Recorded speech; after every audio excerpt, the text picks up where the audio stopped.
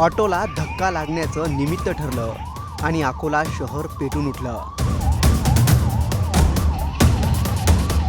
कित्येकांची डोकी फुटली, शाळेतील मुलं शाळेतच अडकली, रस्ते भकास झाले, वाहने पेटली, पोलिसांची तारांबळ उडाली। एका छोट्याशा घटनेचे तीव्र पडसाद अकोल्यात पाहायला मिळाले। या सगळ्या राड्याला कारणीभूत ठरली एक ऑटो रिक्षा। एका छोट्याशा धडकेमुळे दोन गटात थेट दगडफेक झाली तरी कशी? नेमकं अकोल्यात काय घडलं आणि सध्या अकोल्यातली परिस्थिती काय याचीच A to Z स्टोरी या व्हिडिओतून पाहूयात।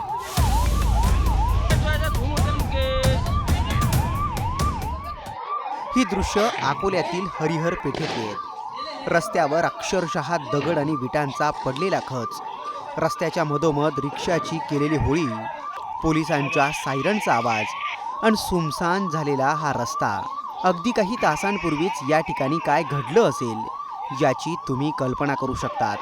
पण या सगळ्या राड्याला निमित्त ठरलंय केवळ एक ऑटो रिक्षा। एक ऑटो चालकाची धडक एक बाईक चालकाला लागली आणि ते दोघे वेगळे विविध समुदायाचे होते। त्याचे रिएक्शन म्हणून सुरुवातीला एक ऑटो जाळण्यात आला आणि त्याच्यानंतर दोन बाईक जाळण्यात आली। लोकल पोलीस तसेच RCP आणि इतर वरिष्ठ अधिकारी सर्व या ठिकाणी तात्काळ आले आणि सध्या स्थिती नियंत्रणात आहे। आपले फिक्स पॉईंट्स पेट्रोलिंग वेगळे ठिकाणी लावण्यात आलेली आहे। आमच्यातर्फे लोकांना अपील आहे की कुठल्याही प्रकारची अफवावर विश्वास ठेवू नये। पोलिसांनी स्थिती कंट्रोल केलेली आहे। अकोल्यातील हरिहर पेठ येथे एका ऑटो चालकाचा एका दुचाकीला धक्का लागला। वेगवेगळ्या समुदायाचे असणारे ऑटो चालक आणि दुचाकीस्वार या क्षुल्लक कारणावरून एकमेकांना भेटले। दोघांमध्ये वादावादी झाली, बाचाबाची झाली। लोकांच्या मध्यस्थीने हा वाद निवळला, पण वाद शांत झाल्यावर एका समुदायाने दुसऱ्या समुदायावर थेट दगडफेक केल्याचा आरोप आहे। किराणा माल घ्यायला आलेल्या महिला आणि मुलांवर त्यावेळी अक्षरशः दगडांचा पाऊस पाडण्यात आला। त्यामुळे परिसरातील महिला आणि मुलांची धावपळ उडाली। याला प्रत्युत्तर म्हणून दुसऱ्या समुदायानेही आक्रमक भूमिका घेतली आणि पाहता पाहता अकोल्याच्या रस्त्यांवर दगडांचा असा खच पडला। Immediately local police station, right control police end बाकी इतर वरिष्ठ अधिकारी मौके पर आए एंड परिस्थिति को नियंत्रण में लिया। अभी स्थिति पूर्ण तरह कंट्रोल में है। शहर के अलग अलग एरिया में भी हमारी तरफ से एक फिक्स पॉइंट पेट्रोलिंग वगैरह करी जा रही है। हमारी तरफ से अपील है कि किसी भी प्रकार की अफवाह पर लोग ध्यान न दें। राडा निवळण्यात पोलिसांनी महत्त्वाची भूमिका घेतली। दगडफेकीची घटना होताच अकोल्याचे पोलीस अधीक्षक बच्चन सिंह यांनी 9 मिनिटात घटनास्थळ गाठलं।